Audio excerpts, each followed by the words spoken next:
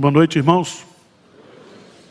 Muito obrigado por ter vindo hoje à noite, porque o nosso professor deu uma aula sobre dilúvio hoje, e as perspectivas é de ter um dilúvio, e a gente está sem arca, esse é que é o problema. Mas estamos aqui, muito bom ter você aqui hoje à noite. E eu vou repetir, o pastor Hernandes disse que sermão só fica bom depois de pregado 15 vezes. Mas eu quero meditar com vocês nessa noite sobre o Salmo 27. Já falei aqui o ano passado, porque esse salmo me encorajou muito essa semana. Eu fiz uns atendimentos pastorais aqui e o povo está com medo, está apavorado. Pastor, o Brasil vai virar Venezuela? Se depender de mim, não. E se depender de Deus também, eu acho que não. Pastor, como é que vai ficar a situação econômica do país? Desemprego, bolha da construção civil. Eu falei, meu irmão, eu não sei nem o que é isso. Que é melhor ser ignorante para não sofrer, né? E eu atendi a pessoa, ela estava desesperada, está sem dormir, angustiada. E o anticristo, e a nova lei, nova ordem mundial? Eu falei, não sei, minha irmã. Vocês têm encontrado gente aí ou não? Assim? O que eu estou fazendo é o seguinte, quando o pessoal da direita manda vídeo para mim, eu mando para os da esquerda. E quando da esquerda manda para mim, eu mando para a direita e deixo o pau quebrar. Porque eu não tenho tempo. Eu não tenho tempo. E agora eu estou seletivo também. Estou cortando os amigos dos WhatsApp, né? Sabe por quê, irmãos? Porque nós temos que trazer para a nossa vida diária a soberania de Deus. Se a nossa fé não fizer a diferença nesse mundo caótico, quem é que vai fazer a diferença? Então nós precisamos expulsar da nossa mente, do nosso coração, o medo. O medo. Salmo 27. Vamos ler versos de 1 a 3 juntos. Vamos lá? O Senhor é a minha luz e a minha salvação. De quem terei medo? O Senhor é a fortaleza da minha vida. A quem temerei? Quando malfeitores me sobrevêm para me destruir, meus opressores inimigos, eles é que tropeçam e caem. Ainda que um exército se acampe contra mim, não se atemorizará o meu coração. E se estourar contra mim a guerra, ainda assim terei confiança. Amém. Vamos parar aí. Esse salmo foi escrito por Davi. E esse salmo serve para mostrar que eu e você precisamos confiar em Deus. Confiar em Deus. E um grande comentarista bíblico, ele diz que esse salmo foi escrito para superarmos o medo das circunstâncias, o medo do fracasso e o medo do futuro. Tem mais de 3.000 tipos de medo catalogados, mas eu quero ficar só com esses 3. Medo das circunstâncias, medo do fracasso e medo do futuro.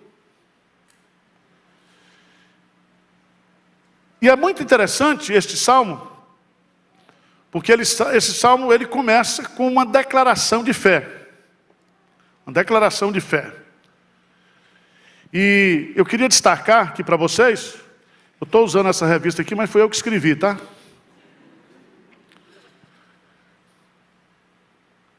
Vamos meditar no que Davi diz e ver se o Espírito Santo aplica isso no seu coração aqui nessa noite. Porque eu chorei em cima desse salmo essa semana. Porque eu tenho que ter coragem e ainda tenho que encorajar os medrosos. O salmista diz, o Senhor é a minha luz.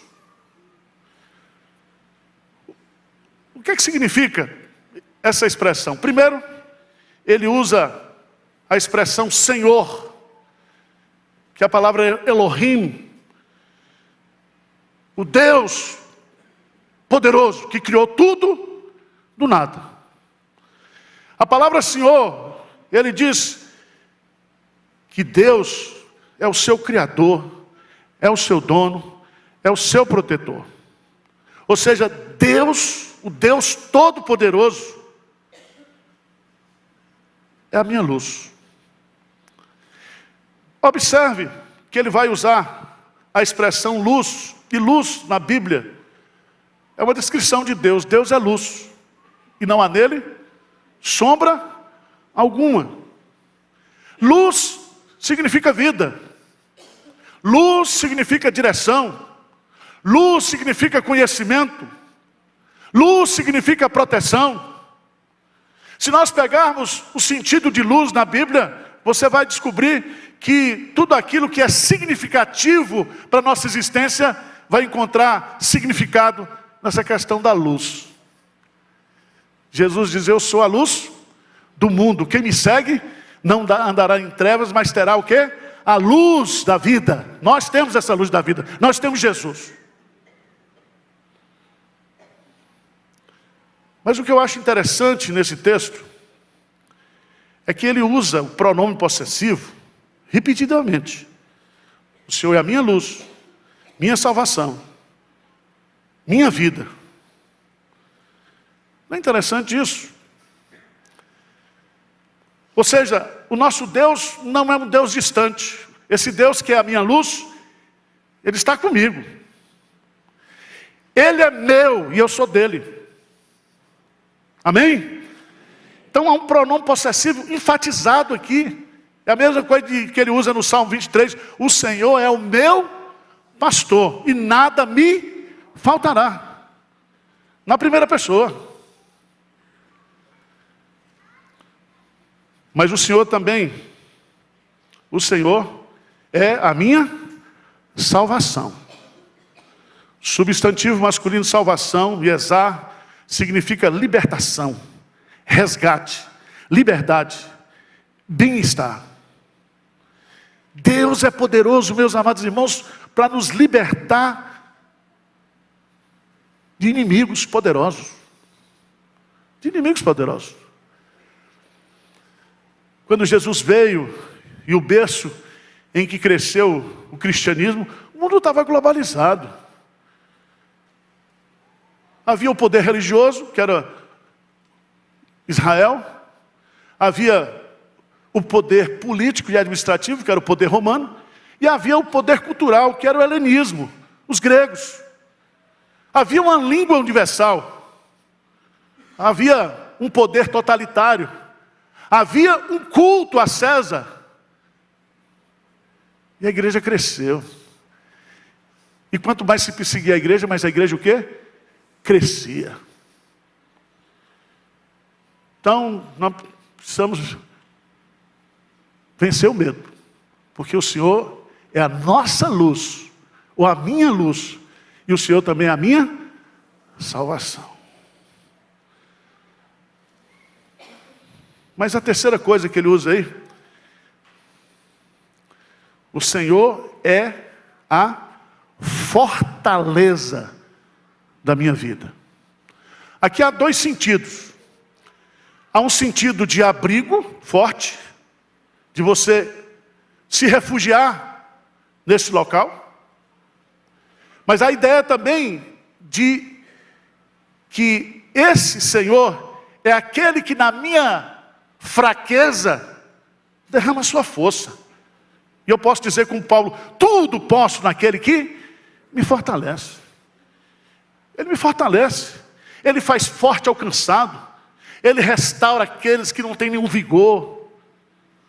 Aquele que não se cansa, que não se fatiga. Ele transmite graça na nossa fraqueza. Na nossa fraqueza. E Ele está conosco. A palavra fortaleza indica que Deus pessoalmente é a ajuda, o socorro, a força de que nós precisamos. Por isso que Davi faz uma pergunta retórica. Pergunta retórica. O que ele diz aí? De quem terei medo? A quem temerei? Preste atenção. A lógica é para que nós sejamos, de uma forma cognitiva, convencidos de que o Senhor é a nossa luz, de que o Senhor é a nossa salvação, que o Senhor é a fortaleza da nossa vida. Então, quando eu declaro isso, eu tenho que perguntar para mim mesmo, eu tenho que temer o quê? De quem eu vou temer? E tem uma coisa muito importante, é que esse Deus, que é a minha luz, que é a minha salvação, que é a minha vida, Ele é chefe do exército, o quê? Celestiais. O Senhor dos exércitos está conosco. Ou seja, a nossa ajuda é sobrenatural. Quando a igreja foi perseguida pelos imperadores romanos, nós temos o caso lá de Atos capítulo 12, quando Tiago é morto, Pedro é solto, um anjo foi enviado também para tirar a vida de Herodes. Então, irmãos, descansa seu coração. Fica com medo não. Amém? Eu estou falando isso para você, mas estou pregando aqui com a mão gelada. 35 anos pregando, toda vez que eu vou pregar eu sinto os calafrios. Porque, meus amados irmãos, a palavra de Deus é muito bela, é muito rica. Mas se ela não se transforma em ação de confiança, não tem sentido nenhum para nós.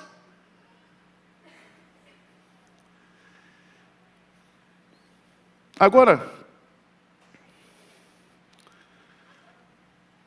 quando Davi pergunta de quem terei medo, ou a quem temerei, Davi conhecia 3 estratégias que os inimigos poderiam usar contra ele. Ataque repentino, como uma fera que devora a sua presa. Um grande exército que se acampa e faz um forte cerco esperando a melhor hora para atacar. E a terceira, estourar uma guerra com ataques violentos e imprevisíveis. E o que Davi vai colocar aqui não importa a estratégia ou a tática do inimigo, o meu coração está em paz, o meu coração está confiante no Senhor. E aí eu queria que você observasse o versículo 3. Vamos ler comigo? Versículo 3.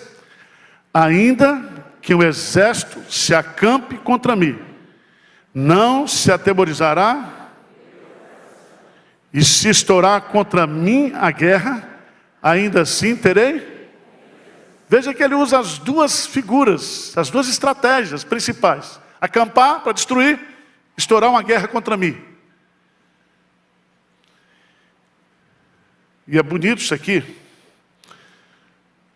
porque Davi diz que quando os inimigos do povo de Deus, da igreja de Deus, se avançam contra a igreja, eles é que tropeçam e caem. Eles é que tropeçam e caem. Se o propósito dos inimigos da igreja é destruir a igreja, eles não vão conseguir isso. Eles não vão alcançar esse propósito. Não alcançarão.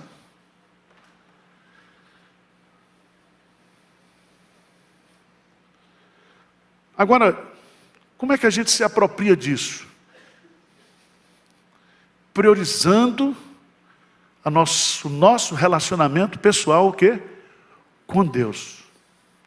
Presta atenção, eu posso fazer essas declarações teológicas com a maior confiança, mas como é que eu posso experimentar isso de forma prática na minha vida? Através de uma vida de comunhão com Deus, uma vida devocional. Veja o que ele vai dizer aqui, versículo 4 e 5, vamos lá? Uma coisa peço ao Senhor, e a buscarei, que eu possa morar na casa do Senhor todos os dias da minha vida, para contemplar a beleza do Senhor e meditar no seu templo. Pois no dia da adversidade, ele me ocultará no seu pavilhão. No recôndito do seu tabernáculo me acolherá. Elevar-me-á sobre uma rocha. Veja que Davi, ele diz: uma coisa peço. Eu não peço duas, nem três, nem quatro. Uma coisa eu peço. E essa coisa que eu peço, eu vou o quê? Buscá-la. Eu vou persegui-la. Morar na casa do Senhor, isso é impossível, do ponto de vista geográfico. A ideia aqui é estar continuamente na presença de Deus.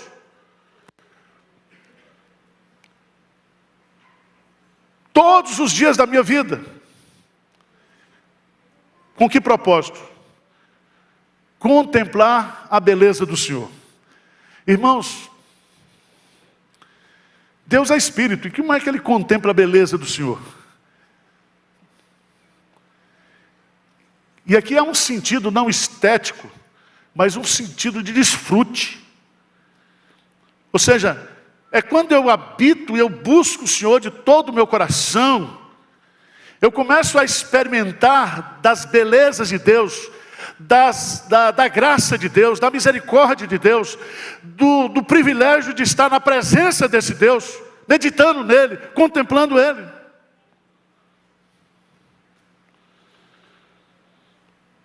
Se você é daquele tipo de crente que acorda cedo, não para orar, mas para ouvir o noticiário. Meio-dia você assiste o noticiário. À noite você assiste o noticiário. 3, 4 canais. Você vai endoidar.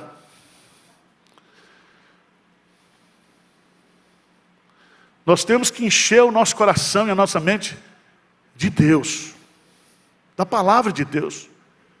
Das coisas. Não é que você vai ser que é o termo que usava, negacionista. Não. Não é que nós estamos sofrendo da síndrome do avestruz, enfiando a cabeça diante do perigo. Não é isso. Nós estamos ativos, trabalhando, produzindo, empreendendo.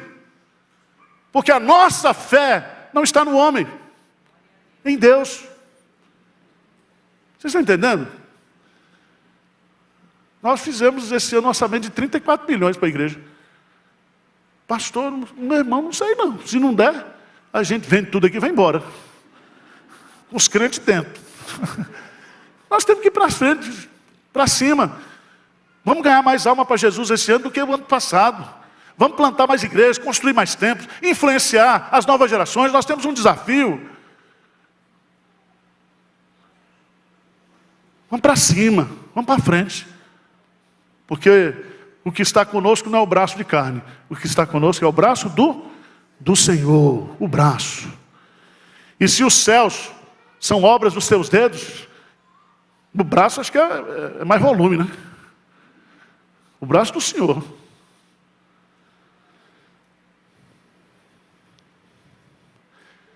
Mas a partir do versículo 6, ele vai dizer: olha, agora será exaltada a minha cabeça acima dos inimigos. Exaltada a cabeça significa que ele vai sobressair. Deus vai dar vitória para ele. E essa vitória que ele vai receber, sabe o que vai se transformar? Oferecerei sacrifício de júbilo e cantarei ao Senhor, salmodiarei ao Senhor. Nós vamos chegar no final desse ano, se Deus permitir, 2023. E nós vamos fazer grandes cultos aqui em dezembro, para celebrar a nossa vitória, as bênçãos de Deus.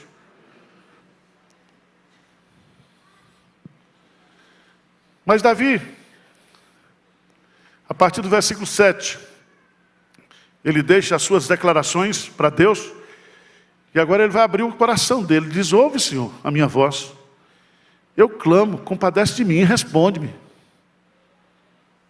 Será que ele teve uma crise de fé aqui? Não. O que Davi faz aqui é que depois de fazer essas declarações todas, ele começa a orar. E a primeira coisa que ele pede para Deus quando ele começa a orar: Senhor, ouve, Senhor, o quê? A minha voz.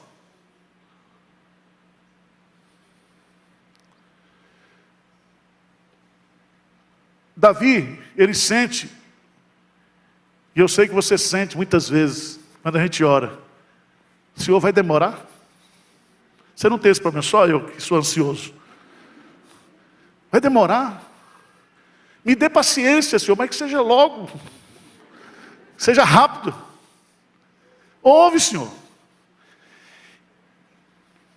E você sabe que não existe ninguém no mundo, nos céus, debaixo da terra, melhor ouvinte do que Deus. Ele nos ouve. Ele compreende o que passamos. Ele tem todas as coisas no controle das suas mãos. Ele sabe tudo. Sabe tudo. Davi, ele necessita ser aceito. Aceito. Ele diz no versículo 9, Senhor, não escondas, Senhor, a tua face. Não rejeites com ira o teu servo. Tu és o meu auxílio, não me recuses.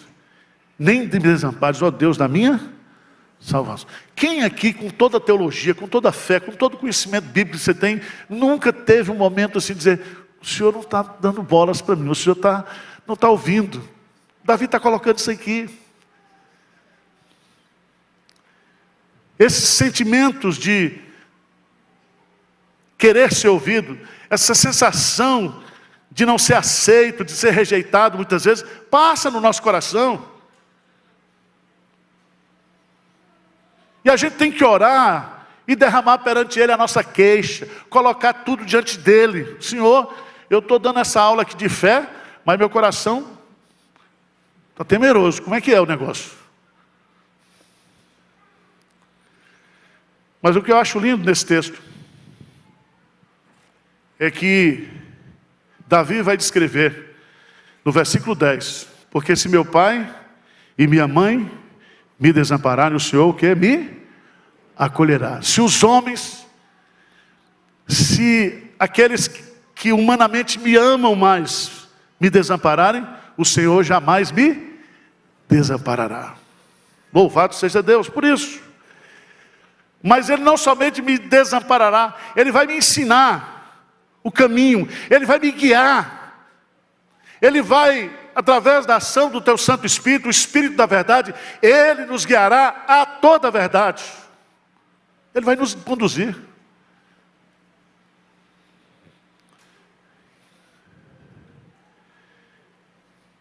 Ele diz uma coisa no versículo 12, não me deixes à vontade dos meus adversários, pois contra mim se levantam falsas testemunhas, e os que só respiram o quê?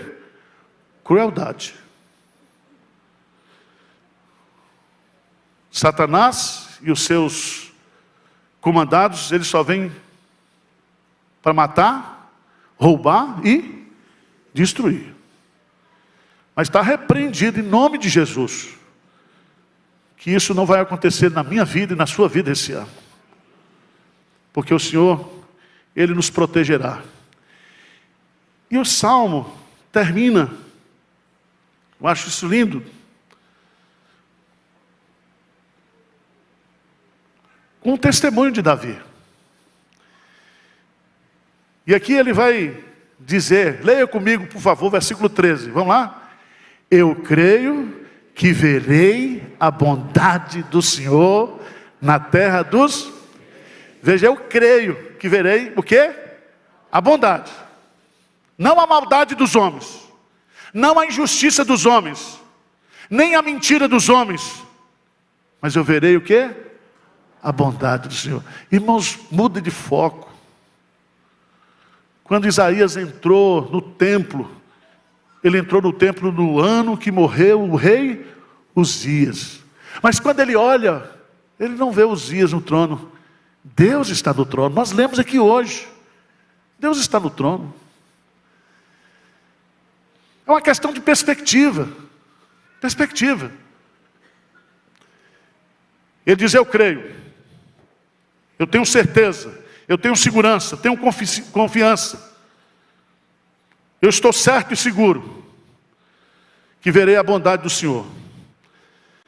A bondade do Senhor é diária. Salmo 23, versículo 6. Certamente, a bondade do Senhor, hein? Quando? Todos os dias da minha vida. A bondade do Senhor, a misericórdia do Senhor está sobre o seu povo. E a terra está cheia da bondade do Senhor. Provai e vede que o Senhor é bom. Onde ele vai ver essa bondade do Senhor? Não no céu. Ele está dizendo na terra dos viventes.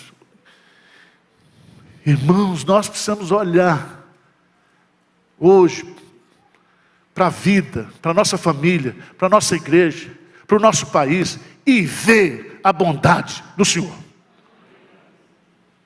A bondade do Senhor.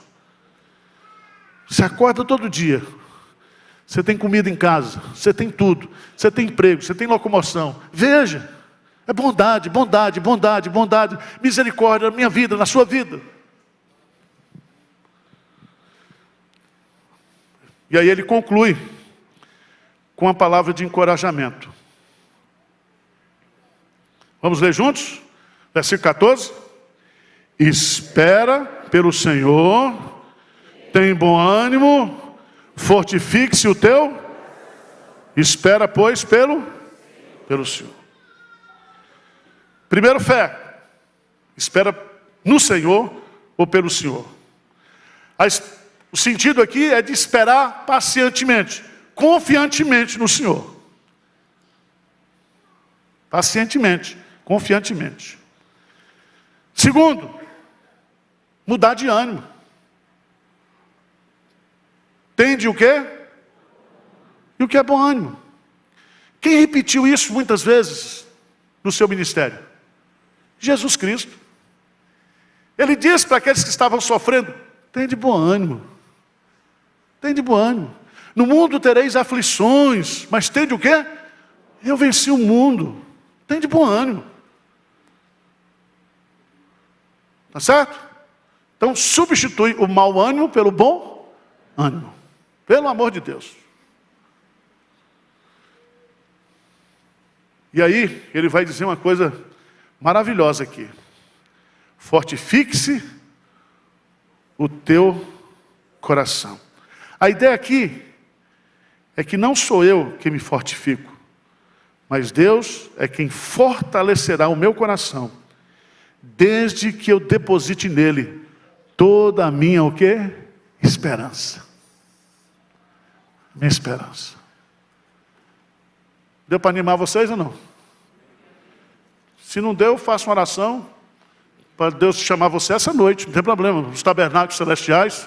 Aí você vai logo para o céu, desfrutar das belezas celestiais, porque enquanto Ele não nos chamar, vai ser pancada, vai ser aflição, vai ser luta. Mas essa luta já está ganha. Ela já está ganha. Louvado seja Deus. Amém?